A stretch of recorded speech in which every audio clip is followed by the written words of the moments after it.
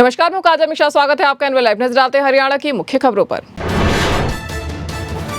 फरीदाबाद के सरकारी अस्पताल में डॉक्टरों ने जिंदा महिला को बता दिया मुर्दा। तब हुआ ये इसका एक खुलासा जब परिजन लाश लेकर करवाने के लिए पहुंचे पोस्टमार्टम। वहां पोस्टमार्टम करने वाले डॉक्टर ने कहा कि महिला तो अभी है जिंदा, उसके शरीर में है हलचल चल रही है, सांसें भी है। सुनकर परिजन भी रह गए हैरान। वह तुरंत महिला को लेकर वापस दौड़े इमरजेंसी। वही इसका पता चलते ही अस्पताल के डॉक्टरों और स्टाफ में भी मच गया हड़कंप, जिसके बाद महिला की ईसीजी समेत किए गए दूसरे इमरजेंसी टेस्ट। हालांकि कुछ देर बाद डॉक्टरों ने महिला की मौत की कर दी पुष्टि।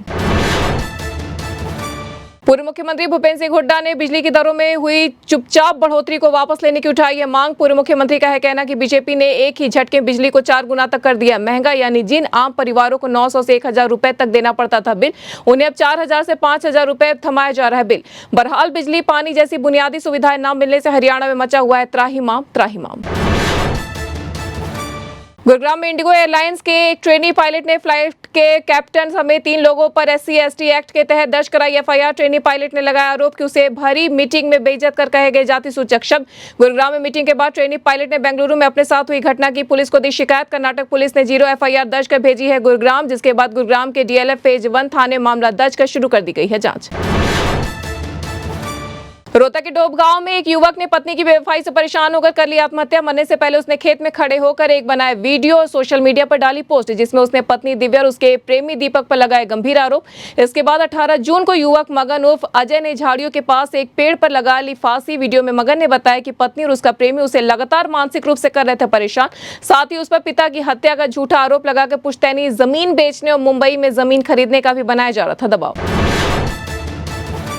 जिंद में दुकानदार को गोली मारकर 2.5 लाख रुपए लूटने, 50 लाख रुपए की फिरौती मांगने के मामले में पुलिस ने आरोपी को किया है गिरफ्तार। दिल्ली में छिपा बैठा था आरोपी, जिसे पुलिस की स्पेशल टीम ने पिस्टल समेत किया काबू। दिल्ली के सुल्तानपुरी निवासी वसीम के रूप में हुई आरोपी की पहचान। जानकारी के मुताबिक 13 जून की रात को नरवाना के पुराना बाजार में दुकानदार सौरभ गर्ग की दुकान में घुसकर आरोपियों ने लूटे 2.5 लाख रुपए, साथ ही मांगी रंगदारी, जान से मारने की दी धमकी। इस दौरान दुकानदार के पेट में लगी थी गोली। रेवाड़ी में पकड़ी गई लुटेरी दुल्हन कौशल्या और पूजा यूपी के सुल्तानपुर के हकीमपुर गांव की रहने वाली। पुलिस की शुरुआती जांच में पता चला कि वह छोड़ चुकी है पति को। गांव का ही युवक राकेश है उसका बॉयफ्रेंड। ऐश की जिंदगी जीने की ख्वाहिश में ही दोनों ने फर्जी शादी रचाकर पैसा कमाने का पकड़ा धंधा। शिकार को फंसाने के लिए दोनों पूरा परिवार ही बनाते थे नकली। किराए पर ला जाते थे माँ बाप, तो बॉयफ्रेंड उसके भाई का करता था रोल। राजस्थान तक फैला है इस गैंग का नेटवर्क। हरियाणा में खेलों को बढ़ावा देने के लिए खेल विभाग की तरफ से सभी जिलों में शुरू की गई खेल नर्सरी। इस समय जिले में सरकारी प्रशिक्षण केंद्रों, सरकारी शिक्षण संस्थाओं, पंचायत में चल रही है 100 खेल नर्सरी। इनमें से 22 नर्सरी प्रशिक्षण केंद्रों, 78 नर्सरी शिक्षण संस्थाओं, पंचायतों में हुई थी शुरू। इसके अलावा निजी शिक्षण संस्थाओं में भी शुरू होनी थी नर्सरी, जो आज तक भी नहीं हो पाई है शुरू। हरियाणा में जारी हुआ फैमिली आईडी से जुड़ा बड़ा अपडेट। सरकार ने नई फैमिली आईडी बनवाने को लेकर जारी किए नए नियम। अगर नई फैमिली आईडी बनवानी है तो ध्यान रहे कि आपके आधार कार्ड में हरियाणा का होना चाहिए पता, वरना आप फैमिली आईडी के लिए नहीं कर पाओगे आवेदन। इसी के साथ ही birth certificate, SLC, voter card और DMC में किसी एक को प्रूफ के तौर पर आपको लगाना हो उसका पता, तभी आप बनवा सकते हैं अपना परिवार पहचान पत्र।